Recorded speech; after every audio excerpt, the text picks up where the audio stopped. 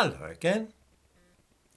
I wonder if anybody here watching this can imagine the national flag of England, that is to say the Cross of St George, being projected onto buildings and landmarks as a mark of respect for the aspirations of the English people. It sounds bizarre, doesn't it? England's national flag is associated in the minds of many people in this country with football hooligans and extreme right-wing political parties. The very phrase English nationalism is felt to be suspect and probably code for membership of the British National Party or some other fringe group. This is odd because the problem doesn't appear to be nationalism as such. I mean, let's face it, Scots nationalists are very progressive and right on. No one accuses them of being neo-Nazis. The same thing applies to Welsh nationalists.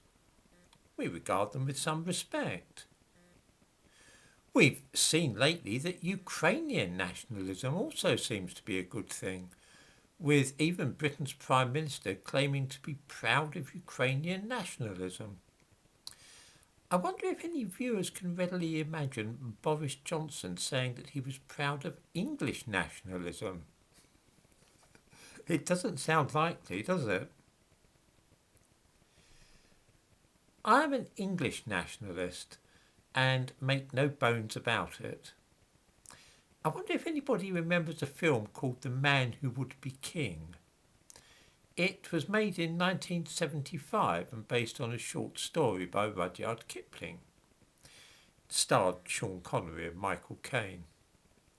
Two former soldiers make their way through Afghanistan into a remote area in the hills where the natives, who are unfamiliar with white men, ask if they are gods. The reply is classic.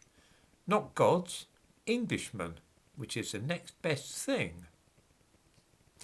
This pretty well sums up my thoughts on the matter. England once meant something, both to those who lived there and also to the rest of the world. It was the home of democracy, the place where queuing and taking one's turn was second nature, where any sharp practice was met with a cry of, "That's not fair." Being fair was a very big deal for the English. So too was caring for the weak and helpless.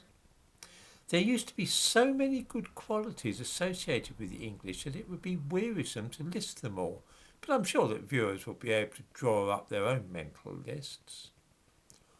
All this, all the good things, have now been hidden away, and all that people talk of when England is mentioned is stuff like institutional racism and xenophobia, the slave trade and the wickedness of the British Empire, the driving force behind which was of course the English. Extolling England is definitely out of fashion these days. There is something very puzzling about this, that we can openly admire patriotism and nationalism in other countries, but must condemn it in our own. I don't know of another country which behaves in this way, exhibiting hatred and contempt for their own past, and doing everything possible to denigrate and insult the memories of those who built their nation. It seems to be a peculiarly English trait today.